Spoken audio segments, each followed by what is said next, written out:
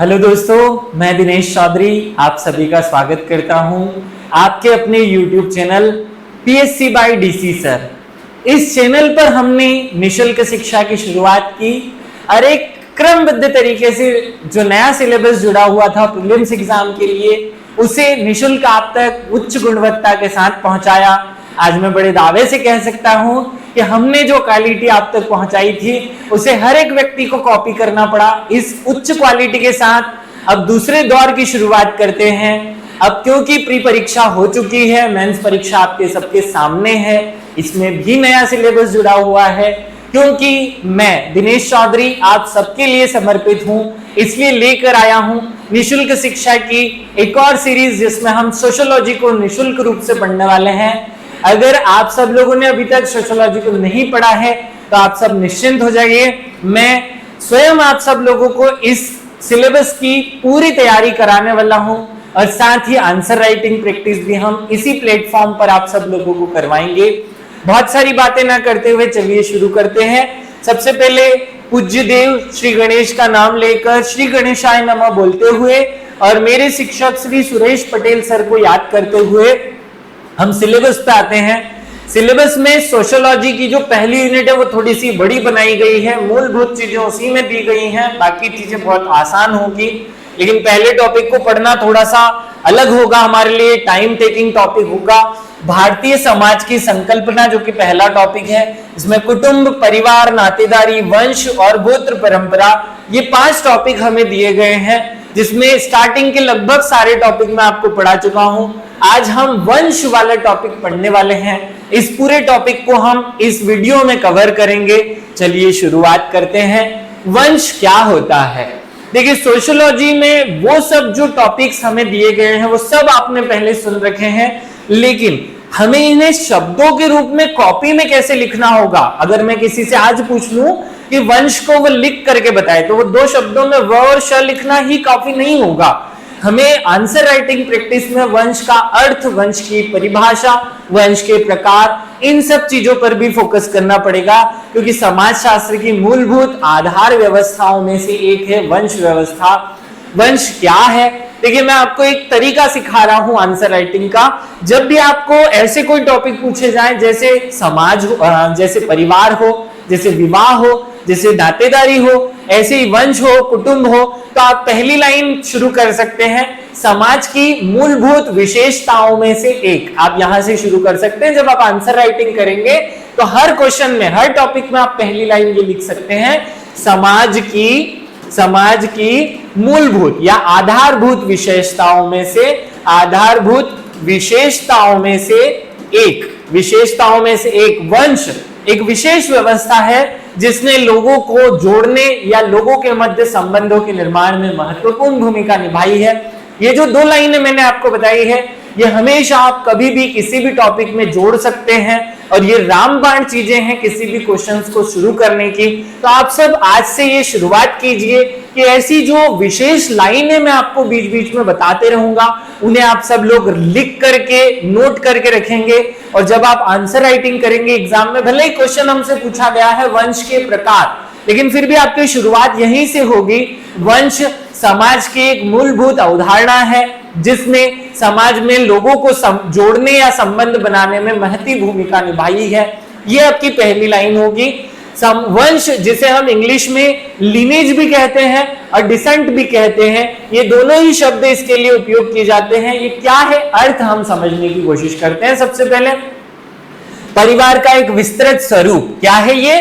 परिवार का एक विस्तृत स्वरूप। यह एक रक्त संबंधी एक वंशीय वंश समूह है जिसके सदस्य किसी ज्ञात सामान्य पूर्वज से जुड़े होते हैं और इसमें अनेक पीढ़ियां का समावेश होता है।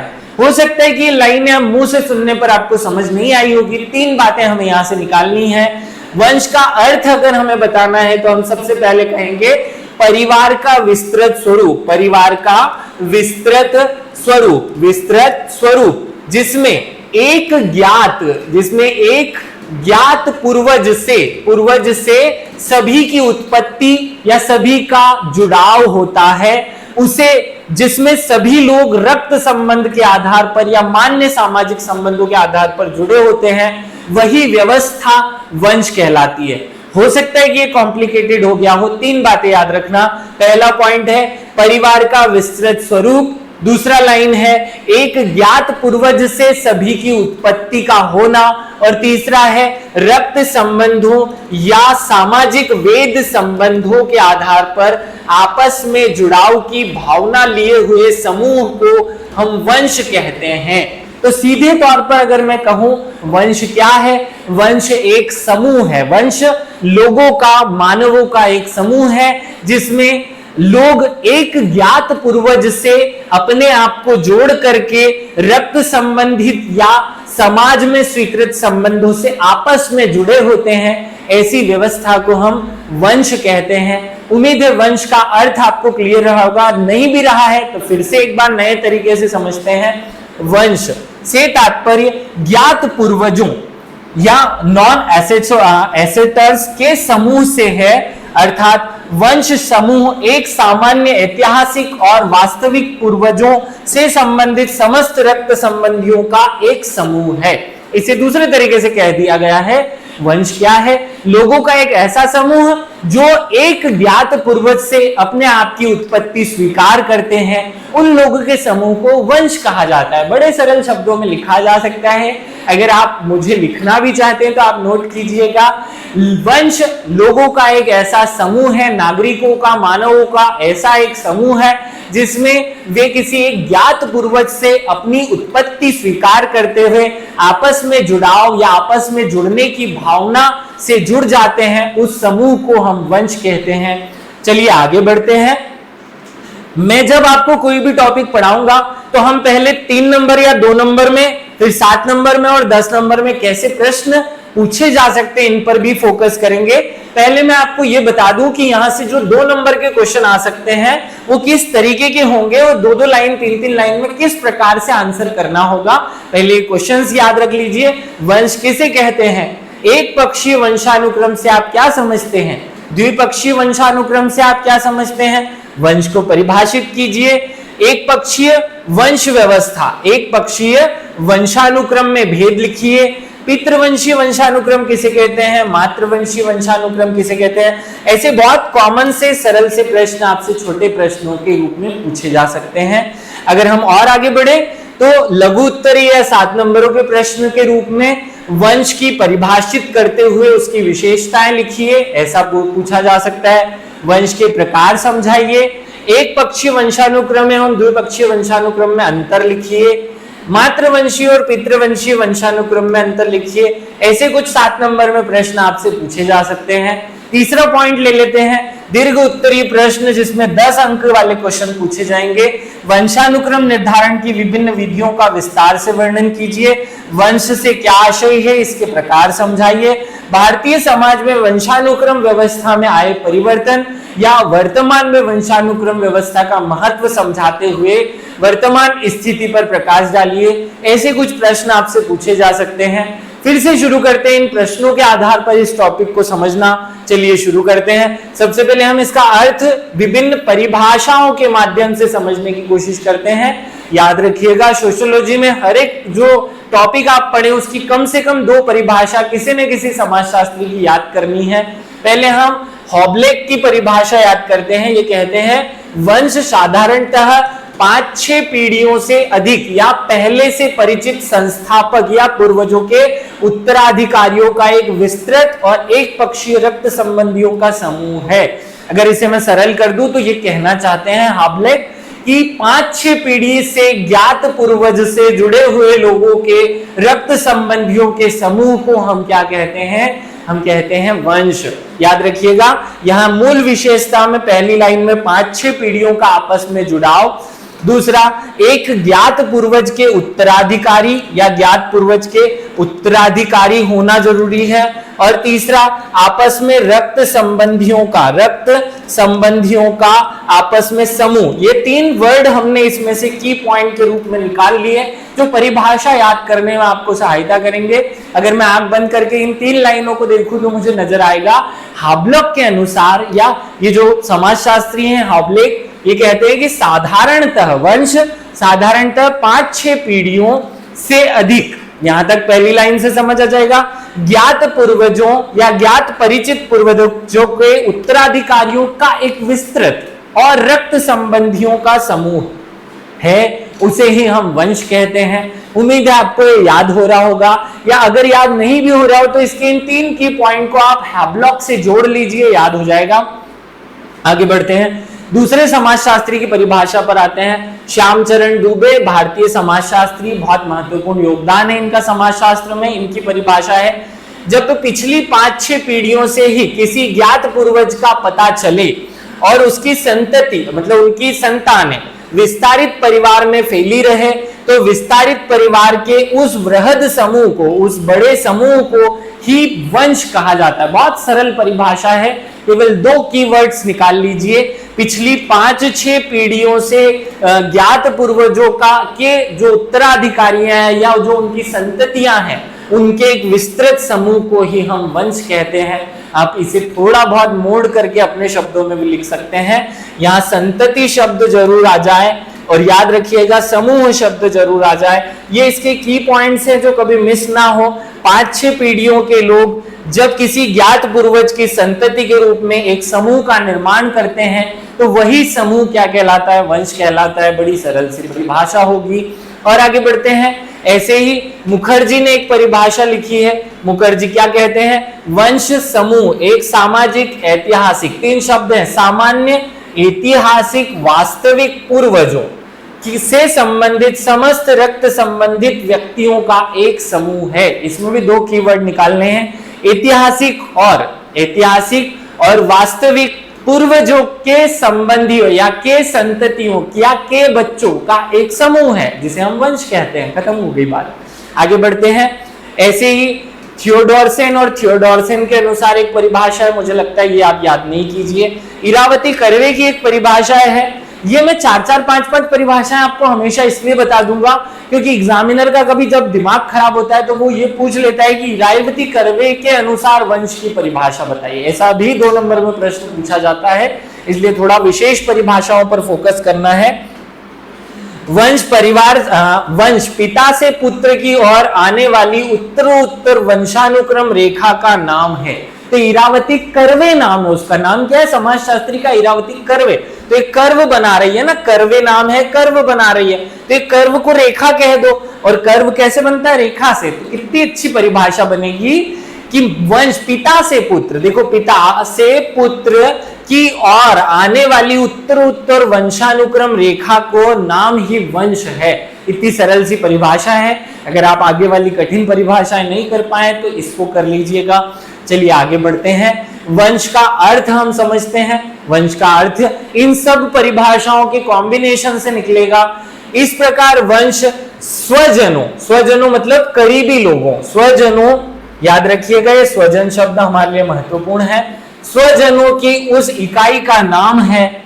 देखिए सीधे कह सकते हैं वंश उस इकाई का नाम है, लेकिन हम उसे थोड़ा सामाजिक बनाने के लिए कह रहे हैं स्वजनों के समूह या स्वजनों की उस इकाई का नाम है जिसमें जैविक और आनुवांशिकता द्वारा बंधे होते हैं। ये इतना भी बोलेंगे तो आपकी परिभाषा हो गई।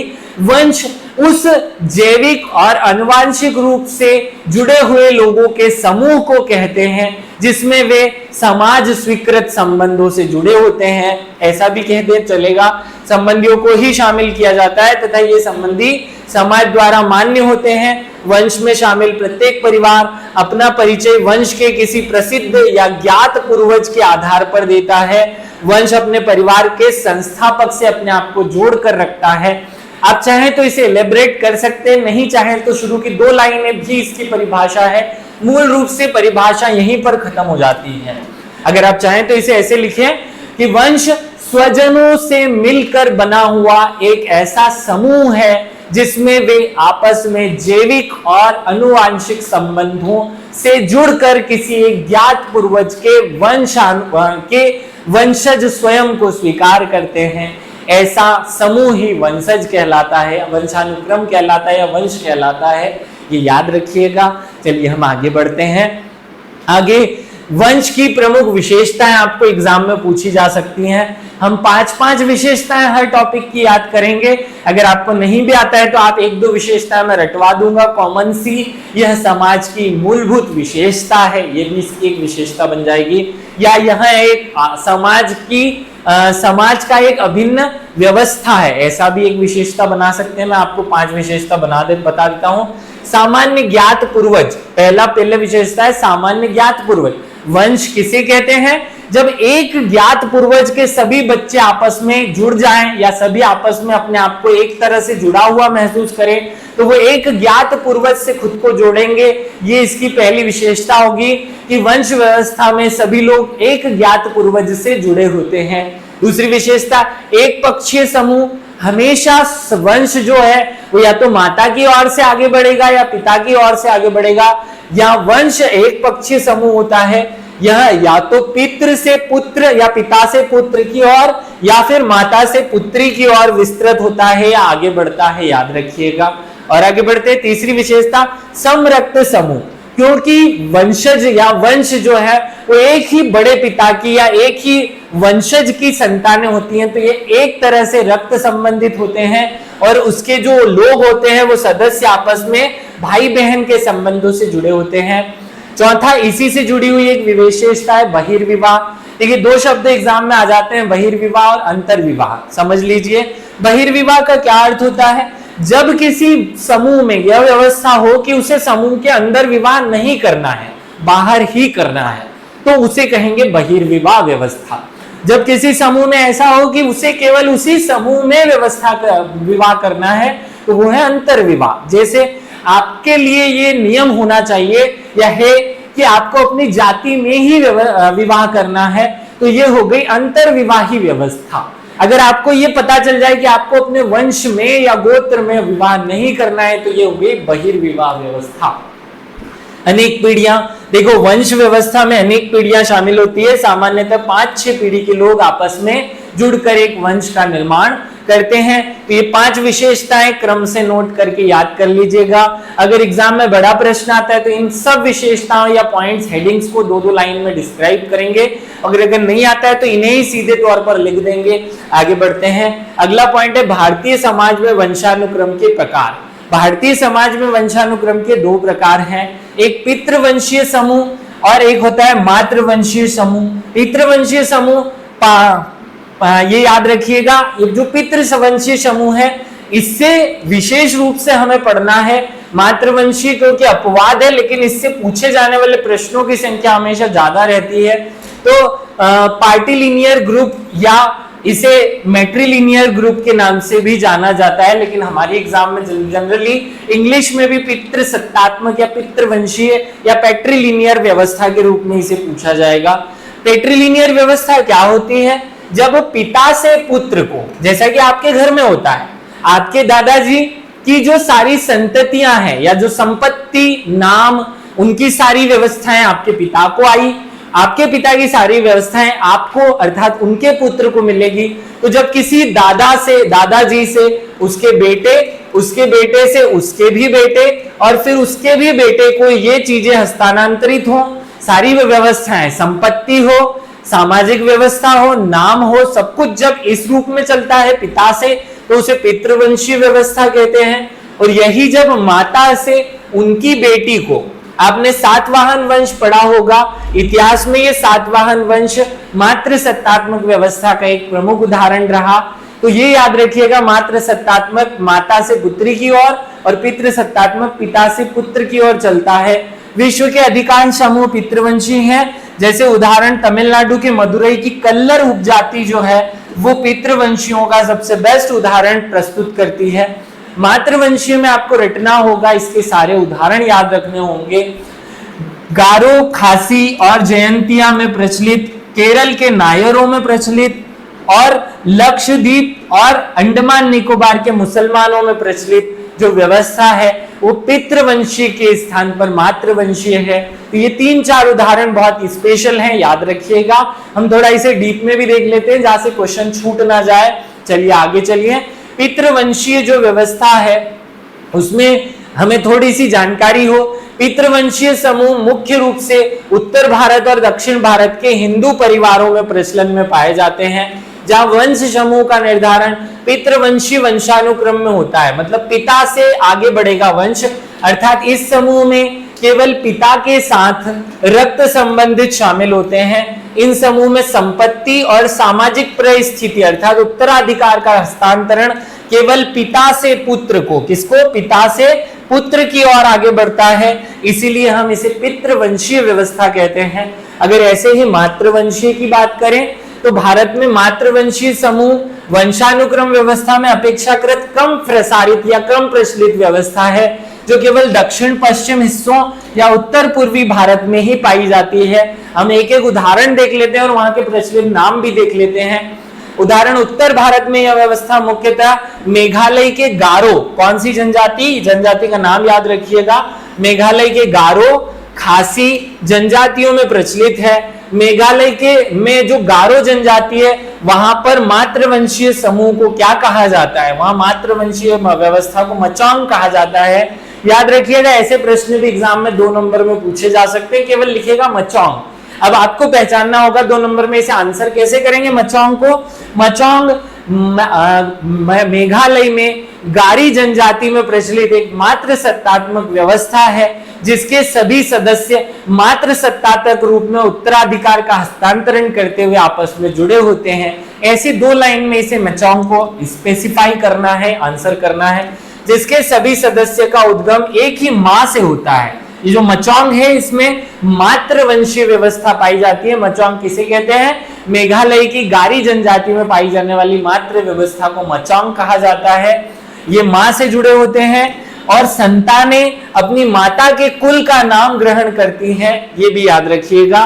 जो संपत्ति है, जो अधिकार हैं, वो भी माता से उनकी पुत्री को हस्तांतरित होते हैं, ना कि पुत्र को। और आगे बढ़ते हैं, इस मातृवंशीय समूह में प्रत्येक गृहस्थी मतलब एक छोटा परिवार जिसे नोक कहा जाता है, उसमें स्त्री, उसकी पुत्री और उसका दामाद, ये 3 लोग होते हैं। जैसे जहां हम भारत की बात करें वहां परिवार शब्द यूज होता है, गारो जनजाति में परिवार के स्थान पर नोक शब्द का उपयोग होता है, नोक कहलाता है वहां का परिवार। मातृवंशीय समूह में वंशानुक्रम का निर्धारण मां की ओर से होता है और संपत्ति का उत्तराधिकार माता से उसकी किसी एक पुत्री, जिसे नोकना कहते हैं, बड़ी पुत्री को जाता है, याद रखिएगा। अब हम मेघालय की खासी जनजाति की भी बात कर लेते हैं। खासी जनजाति में भी मातृवंशीय परंपरा का प्रचलन है और जिसमें परनानी से शुरू होकर के व्यवस्था आगे की लड़कियों वाली पीढ़ी को जाती है, उसे कयूं कहा जाता है। क्या कहा जाता है, कयूं कहा जाता है। जैसे यहाँ मचांग कहा जाता है, यहाँ उसे कयूं कहा जाता है, जिसमें वंशक्रम का निर्धारण और संपत्ति आदि का उत्तराधिकार माता से उनकी बड़ी पुत्री से उनकी पुत्री, इस तरीके से आगे बढ़ता है, याद रखिएगा। केरल की जो नायर समाज है वहां पर भी मातृसत्तात्मक व्यवस्था है। लक्षद्वीप के जो मुस्लिम समूह है या मुस्लिम समुदाय है वहां पर भी मातृसत्तात्मक व्यवस्था है। और यहाँ जो मातृसत्तात्मक व्यवस्था है उसे तरवाड़ कहते हैं या तारवाड़ कहते हैं। एग्जामिनर 2 नंबर में आपसे तारवाड़ शब्द पूछ सकता है, आपको आंसर करना होगा। केरल और लक्षद्वीप के मुस्लिम जनजातियों में या मुस्लिम समूहों में प्रचलित वंश व्यवस्था को तारवाड़ कहते हैं, जो एक मात्र सत्तात्मक व्यवस्था के रूप में स्थापित है या जानी जाती है। आपको इसका आंसर इस तरीके से करना है। और आगे बढ़ते हैं, भारत में वंशानुक्रम में परिवर्तन के कारण, ये एक प्रश्न बन सकता है। मैं 5 कारण आपको गिनाता हूं, 6-7 आपको याद रखने, 2-3 आप मन से याद रखिएगा। आधुनिकीकरण वंश व्यवस्था में आया हुआ पहला परिवर्तन है। वैधानिक व्यवस्था, हमने अलग अलग कानून बना करके भी परिवर्तन किए। आधुनिकीकरण अर्थात शहरीकरण और पश्चिमीकरण के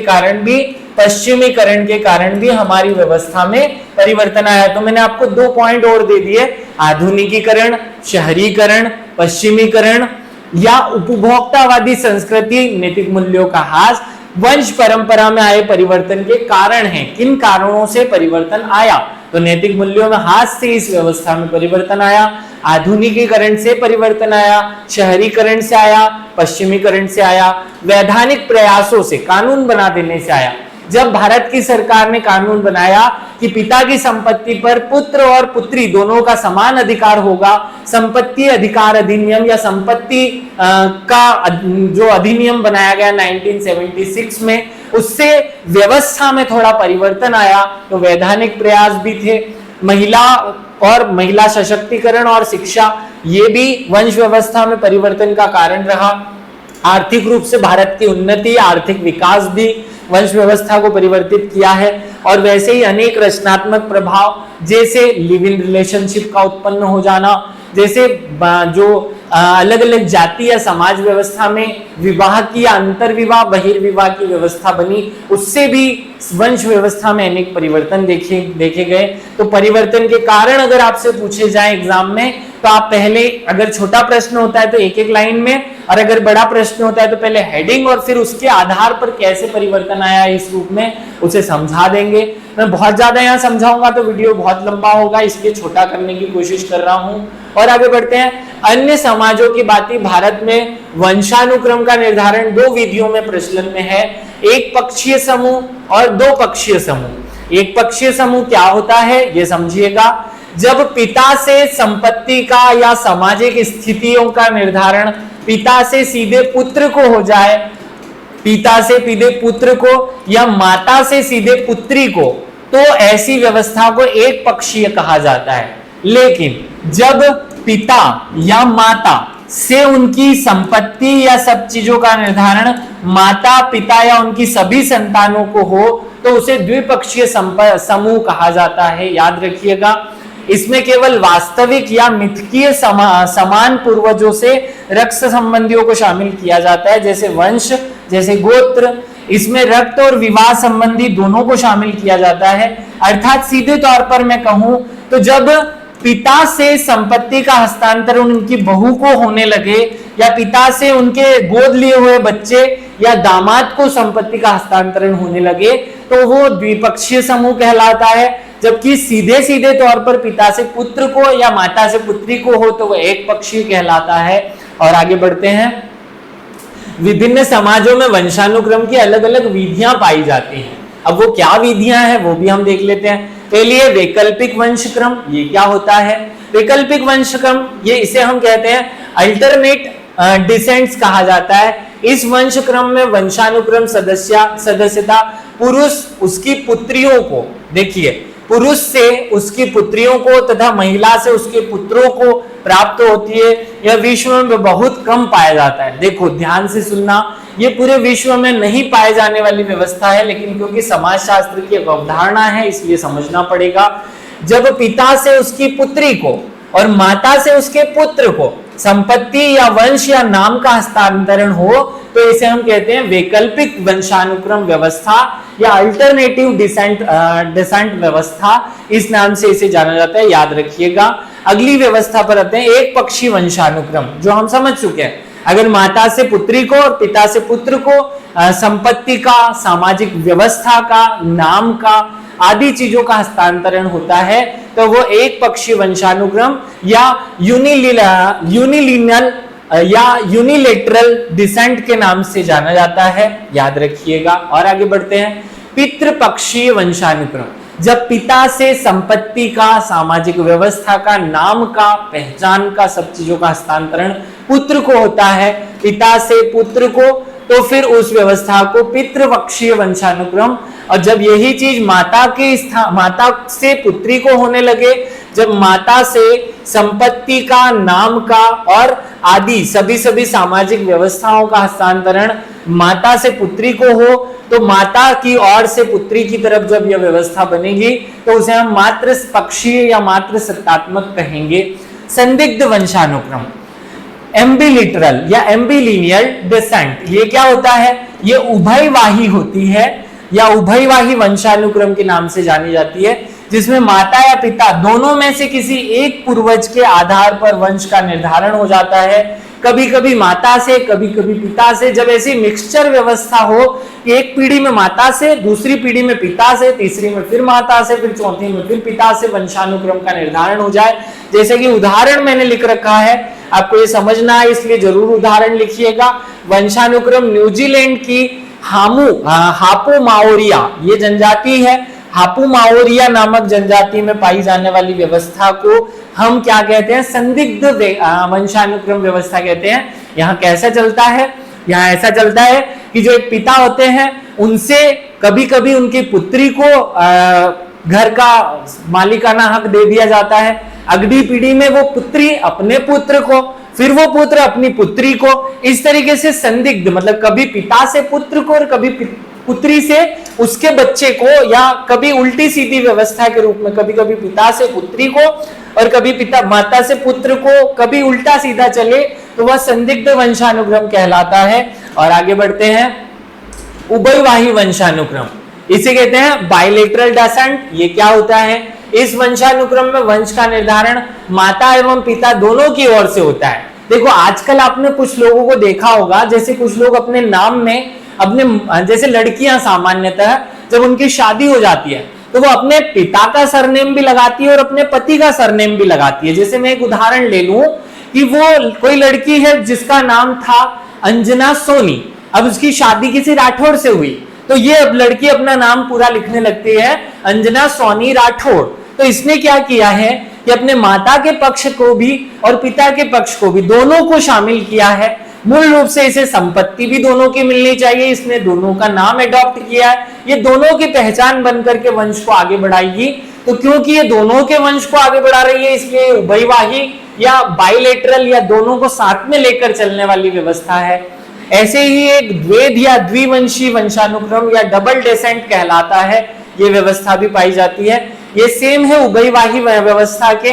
इस वंशानुक्रम में अलग अलग कार्यों के लिए अलग अलग होता है, तो यहाँ थोड़ा सा डिफरेंस रखिए। जब व्यक्ति को पहचान बतानी होती है तो वो अपने पिता से उसको जोड़ करके बता देता है। जब उसे कोई विवाह संबंधित कार्य होता है तो वो उसे माता के संबंध से जोड़ करके बता देता है। तो जब व्यक्ति अपनी स्वेच्छा से कभी माता के वंश का कभी पिता के वंश का उपयोग करने लगता है तो ऐसी व्यवस्था को द्वैधवंशी या द्विवंशी व्यवस्था कहते हैं।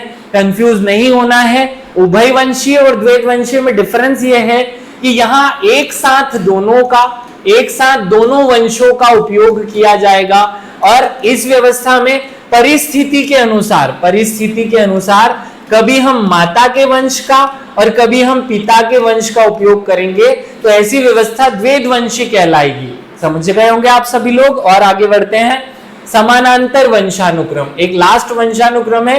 ये सब प्रश्न 2-2 नंबर के क्वेश्चन के रूप में पूछे जा सकते हैं, इसलिए जरूर है कि इन्हें याद रखें। इस वंशानुक्रम में वंशक्रम का निर्धारण लिंग के अनुसार होता है, जैसे पिता से पुत्र को और माता से पुत्री को, तो उसे हम कहते हैं समानांतर व्यवस्था। पिता या जो पुत्र है वो अपने पिता के वंश को आगे बढ़ाता है या वंश का नाम ग्रहण करता है, और पुत्री अपने माता के वंश का नाम ग्रहण करती है। तो जब एक ही माता पिता के बच्चे अलग अलग वंश का नाम ग्रहण करने लगे तो ऐसी व्यवस्था को समानांतर वंशानुक्रम व्यवस्था कहते हैं। उम्मीद है आप सब लोगों को ये टॉपिक समझ आया होगा। देखिए, वंश के चक्कर में ही भारत की बहुत सारी आबादी बढ़ गई है भारत में, क्योंकि पितृवंशीय व्यवस्था पाई जाती है और हमने वंश को आगे कौन बढ़ाएगा, कैसे बढ़ाएगा, इस चक्कर में जनसंख्या बढ़ा दी। ये व्यवस्था महत्वपूर्ण है, यहाँ से प्रश्न आने के चांस बहुत ज्यादा है। उम्मीद है आप सब लोग इसका कंटेंट आप तक पहुंच गया होगा। देखिए, इस टॉपिक में मैं एक साथ क्वेश्चन आंसर राइटिंग और एक ही साथ कंटेंट प्रोवाइड कराने का काम नहीं कर सकता हूं। पहले हम सारे टॉपिक के कंटेंट आप तक प्रोवाइड करा दें, फिर नेक्स्ट पार्ट में हम सब आंसर राइटिंग करना सीखेंगे। तो पहला पार्ट अभी चल रहा है जिसका ये 6ठा लेक्चर है। उम्मीद है आपको सबको समझ में आया होगा। अगर आप इस निःशुल्क शिक्षा से जुड़े रहना चाहते हैं तो कमेंट करके हमें जरूर बताइएगा। कमेंट करके आपका मैसेज जब हम तक पहुंचेगा तो हमारा मोटिवेशन और बढ़ेगा और उत्साह के साथ हम बाकी चीजें भी कराने का प्रयास करेंगे। सभी लोगों का धन्यवाद। इस निःशुल्क शिक्षा की मुहिम में आप भी भागीदार बनिए और ऐसे लोगों तक निःशुल्क शिक्षा को पहुंचाइए जो आर्थिक रूप से किसी न किसी कारण से परेशान है या उन्हें सही गाइडेंस नहीं मिल पा रहा है। मैं दिनेश चौधरी आप सभी का इस मुहिम में स्वागत करता हूं। आप सब आगे आएंगे और इस निःशुल्क शिक्षा को उस व्यावसायिक शिक्षा के स्थान पर रिप्लेस करके अपना कर्तव्य निभाएंगे। सभी को धन्यवाद। जय हिंद, जय भारत।